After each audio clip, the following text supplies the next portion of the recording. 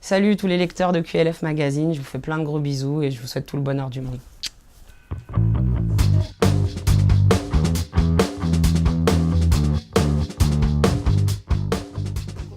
Tu as 2 filles, c'est le girl power à la maison.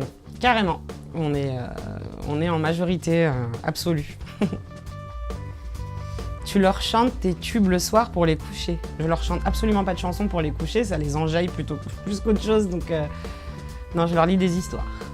Tu as grandi sans présence masculine, penses-tu que cela a forgé ton caractère? Je pense que avoir des grands frères ou un papa forcément installe une forme d'équilibre parental et familial qui peut mettre du coup la fille, la femme dans une case. Du coup, moi, il y avait 0 case. Donc, je sais pas si ça m'a forgé le caractère, mais en tout cas, ça m'a donné une personnalité sans bord. Ton anonymat te manque-t-il depuis que tu es maman?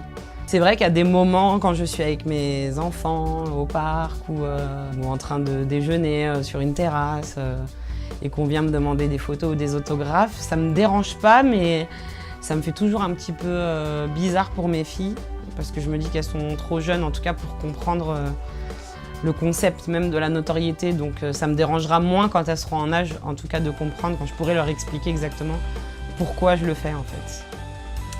Quel est ton rapport avec les réseaux sociaux? Je pense que j'ai un rapport plutôt sain. J'ai compris que les gens sur les réseaux sociaux disent aussi beaucoup de choses parce qu'ils peuvent le faire en fait. Et que si j'avais eu, moi, adolescente, l'occasion de pouvoir dire des choses à tout le monde et n'importe qui, je pense que je me serais bien amusée, j'aurais pas été forcément super tendre. Donc mon rapport, il est quand même, on va dire, à prendre à la légère, quoi.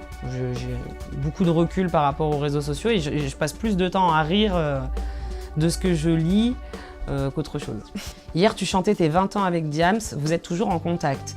Non, on n'est plus trop en contact aujourd'hui, même si c'est quelqu'un que je considère et que je considérerai toute ma vie comme une grande sœur. Elle m'a beaucoup aidée dans ma carrière, dans ma vie de jeune femme aussi, donc c'est quelqu'un que je porte et porterai toujours dans mon cœur. Quelle est la valeur la plus importante que tu souhaites transmettre à tes filles?